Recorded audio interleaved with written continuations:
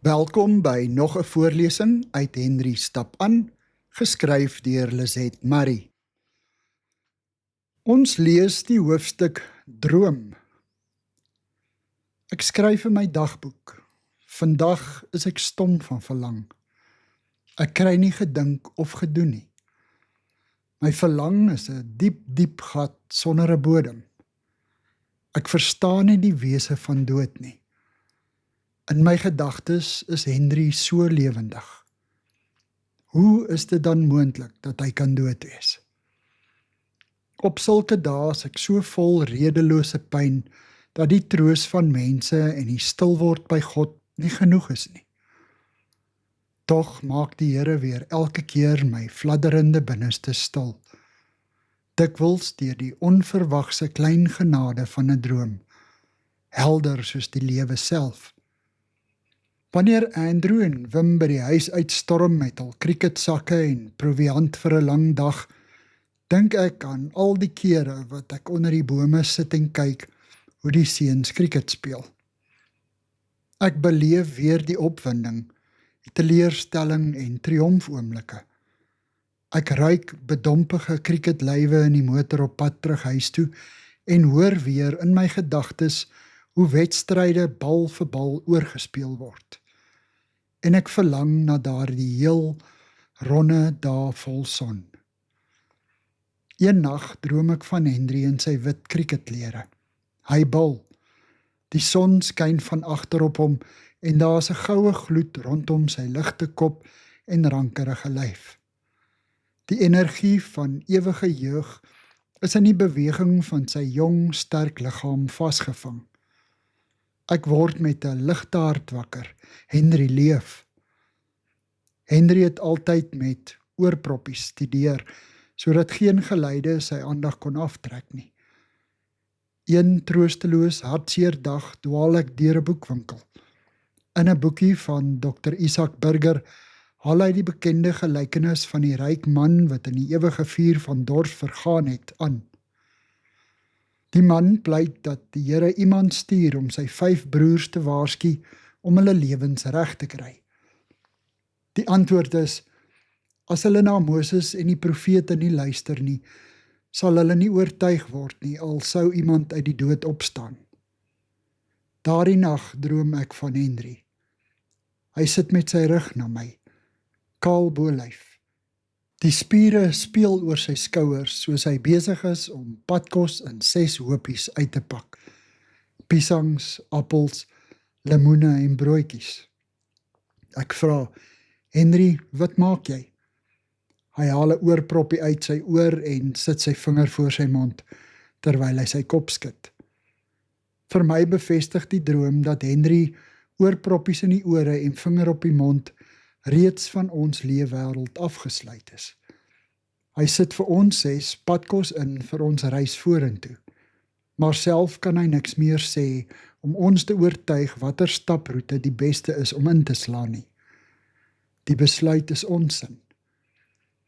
Waar Henry was musiek. Op baie bergklimfoto's stap hy met sy Gembi drommetjie aan die rugsak vasgemaak. Op 'n video-insetsel sit hy onder 'n bakkraans en speel op sy drom. Die ritmiese halfweemoedige doef-doef-klanke weerklink deur die klowe. Alleen in sy kamer het hy dikwels gesing of CD's geluister terwyl hy skets, skoene maak of iets uit hout kerf. 'n Vriendin vertel dat sy, toe sy hoor van die haai-aanval, die DVD waarop Henry 'n solo in 'n hoërskoolrevue sing, uit die kas gaan haal en gekyk het. Sy kon nie glo daardie helder stem en borrelende stuk vrolikheid is stil nie. Toe droom ek sien Henry tussen 'n groepie figure met los klere staan. Hy begin sing. Die mooiste, soetste, suiwerste klank wat al hoe voller word.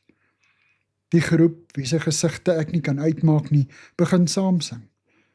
Die lied word 'n onvergelykbare lofsang tot eer van God. Henry se stem helder en duidelik bokant die koor. Die klank vul my hele droom. Ek word wakker met hierdie volmaakte hemelse musiek in my ore en ek weet, Henry se stem is nie stil nie. Vriende en mense wat Henry glad nie geken het nie, deel ook drome met ons.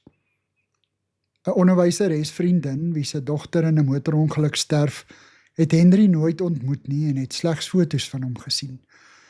Sy vertel dat sy een middag kwaai met haar jongste dogter gepraat het oor haar studies, wat net nie wou koers kry na haar sussie se dood nie. Die aand, terwyl sy met haar rooi pen sit en boeke merk, word sy bewus van iemand by haar. Dis Henry. Hy glimlag en sê, "Tannie moenie so streng met tannie se kind wees nie." Een van sy vriende het 'n soortgelyke ervaring. Hy staan by die geselligheid van 'n finale jaar tandheelkunde student na afloop van hulle eetafleggingsseremonie. Bokant die gedruis van stemme hoor hy Henry duidelik langs hom praat. "Ek dink dis tyd dat jy nou ernstiger oor die lewe moet begin nadink." Ons deel hierdie drome met mekaar. Dis onderskragend en versterkend. Nogtans wag ons nie vir drome om vir ons die koers wat ons moet ingaan aan te dui nie. Daarvoor vertrou ons op die Here se raad en leiding in ons daaglikse saamstap met hom. Toe Mimi 3 jaar na Henry se dood Pretoria toe verhuis na 'n roeping om kampusbediening te gaan doen, vertel ek haar van 'n droom wat ek gehad het lank voordat ek geweet het sy gaan Pretoria toe. In 'n droom vertel ek vir Henry dat Mimi weggaan om iets groots aan te pak en ek por hom aan om haar te gaan vra wat dit is wat sy gaan doen. Hy kyk my egter net rustig aan en sê, "Toe maar mamma, ek hoef nie te gaan nie. Dit sal goed gaan." Een aand het ek gaan slaap met 'n skerp steekpyn van verlang en hartseer na Henry as klein seentjie. Ek het 'n intense begeerte gehad om sy slaapsoet lyfie teen my vas te druk. Daardie nag droom ek. Henry wip uitgelate op my skoot. Ek hoor sy borrel laggie en word wakker van my eie onbevange lag. Soos 'n helder klok in 'n bang, donker nag. Andrew droom so 'n paar nagte na Henry se dood, dat Henry met sy wit Unoutjie by ons hek ingery kom. Andrew is oorstelp van blydskap. Toe hy aan Henry sê dat hy gedink het dat hy dood is, lag hy en antwoord dat hy net agter 'n groot rots weggekruip het om ons skrik te maak. Wim droom weer dat hy vir Henry in 'n groot vertreksaal van 'n lughawe raakloop. Hy is baie opgewonde, maar vra vir Wim, "Moet asseblief niks vir pa sê nie. Hy weet nog nie ek gaan so ver weg nie." Drome echo die finaliteit van Henry se wegwees. Ook die smagting dat dit asseblief tog maar net 'n droom sal wees. En dat Henry soos altyd tevore by ons sal wees as ons wakker word. Maar 'n droom kan niks aan die werklikheid verander nie. Soms is 'n droom 'n sagte troos, al stem dit ook hartseer. Ander kere is dit 'n aanmoediging of 'n vermaaning. Dikwels laat dit ons met 'n nog groter verlange wakker skrik en loop ons na die droom daar lank met 'n sak vol seesand wat ons binneste vol lê. Ons moet aanvaar dat drome deel van ons werklikheid is. Ons moet dit oor ons laat gaan en nie te veel probeer ontleed nie. Dit mag dalk iets vir ons sê, maar nie noodwendig nie. Drome mag nooit 'n manier wees om kontak te probeer hou met 'n geliefde nie. Ons mag nie wag op 'n droom om vir ons 'n aanwysing te wees van wat om te doen of nie te doen nie. Drome is eerder vir my iets wat bevestig dat die God wat ek dien groter is as dit wat ek sien of hoor of kan aanraak. Hy is die heerser van die heelal. Hy hou al sy kinders, die wat reeds gesterf het en die wat nog lewe, in sy ewige vaderhand vas. Deur hom verdwyn die kloof wat die dood gebring het. Ons leef almal saam met Christus. Ons lees die hoofstuk Veilig. In die dae na Henry se weggaan, gee iemand vir my 'n sleutelhouertjie waaraan 'n engeltjie hang, met die wens dat die Here sy engele sal stuur om ons gesin veilig te bewaar. Dis net 'n vlugtige versigtiging, maar ek kan nie help om te vra nie. Waar was u engele dan, Here? Geld die belofte net soms? Ek lees Henry Nouwen se woorde. I must have the courage to shine the light of some of those deep places to expose the wounding memories within myself. En ek doen dit. Saam met pynlike onthoudinge spoel daar egter ook spontaan ander duidelike herinneringe deur my gedagtes. Ek is 'n onbesorgde student en ons swem in Beinskloof se koue bergwaterpoele. In die middel van die rivier lê 'n massiewe rots. So groot, vertel die manne my, dat 'n mens by die openinge aan die kant kan inwurm en onder die rots kan inswem. Ek is dadelik reg om die wêreld onder die klip te verken en glip tussen die twee gladde rotse deur, tot in die hart van 'n diep, helder onderwater stilte. Om my is die volmaakte ongereptheid van blink bergwater en ronde spoelklip. Toe ek wil uitswem, besef ek dat ek nie mooi gekyk het by watter opening ek ingekom het nie. Die water is tot teen die soliede rotsdak bo my. Ek kan nêrens opkom om vinnig asem te skep nie. Ek bid oop oë.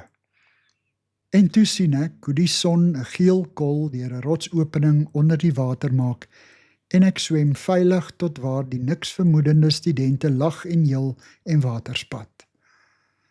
Sedertdien het ek nog nooit daaraan getwyfel dat die Here daardie dag sy engele gestuur het om my onder die rots uit te begelei na nog 'n stuk lewe wat vir my wag nie. Daar was ook ander kere. Ek het elke keer geweet, God het 'n engel gestuur om my te bewaar. Deur die loop van jare lees ons gesin dikwels voor 'n onbekende gebeurtenis of sommer voordat ons elkeen na 'n naweek ons eie koers inslaan, Psalm 91 vers 11 en 12. Hy sal sy engele opdrag gee om jou te beskerm waar jy ook al gaan. Op hulle hande sal hulle jou dra, sodat jy nie jou voet teen 'n klip sal stamp nie. 3 jaar na Henry se dood sing die Stellenbosch Libertas Koor dieselfde woorde uit die Messias van Handel. He shall give his angels charge over thee. My trane loop onbeskaamd. Ek aanvaar God se sorg en al bestuur, maar ek kan die lied nie met oorgawe sing nie. Dit ontketen 'n matelose hartseer in my. Here, het U dan nou 'n dik swart streep dwars deur hierdie belofte van U getrek? Waar is U engele? In dieselfde tyd lees ek Hebreërs 1 vers 14. Is hulle, die engele, dan nie almal geeste in diens van God, wat hy uitgestuur het om die te dien wat die saligheid gaan beerf nie? Dis soos 'n gordyn wat wegskuif. Ek verstaan skielik duidelik. Engele is nie net boodskappers van God nie. Hulle is ook nie net beskermers nie. Engele is dienaars van die Allerhoogste. Hy stuur hulle om ons, eenvoudige, sondige mensekinders, te dien. Ons wat die saligheid gaan beerf. Terselfdertyd weet ek, engele is nie ons redders nie. Hulle is ondergeskik aan God, 'n blote gesandte. Wanneer God sê dat engele jou sal bewaar sodat jy jou voet nie teen 'n klip stamp nie, is dit 'n belofte vir die versorging van sy ewigheidskinders, nou en vir altyd. Die dood maak nie 'n bespotting van hierdie belofte van God nie. Die dood hef ook nie hierdie belofte op nie.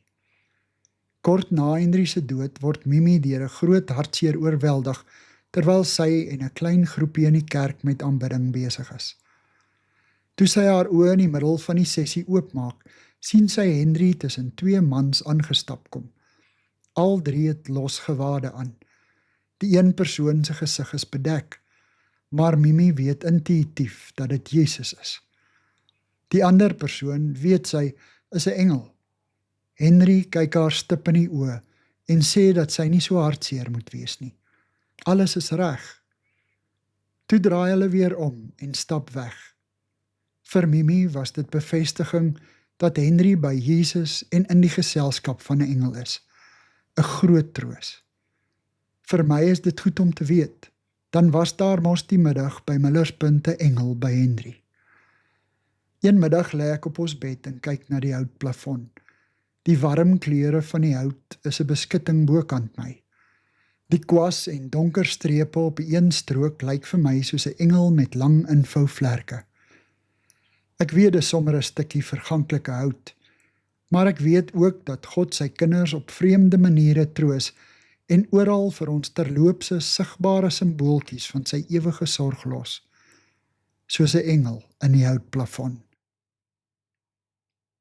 Dankie vir die saamluister vandag. Gaan kyk gerus ook op Lizette Murray se webblad vir heelwat ander interessante publikasies wat sy vrygestel het. Die inligting is in die inligtingsparagraaf van hierdie kanaal. Tot volgende keer dan.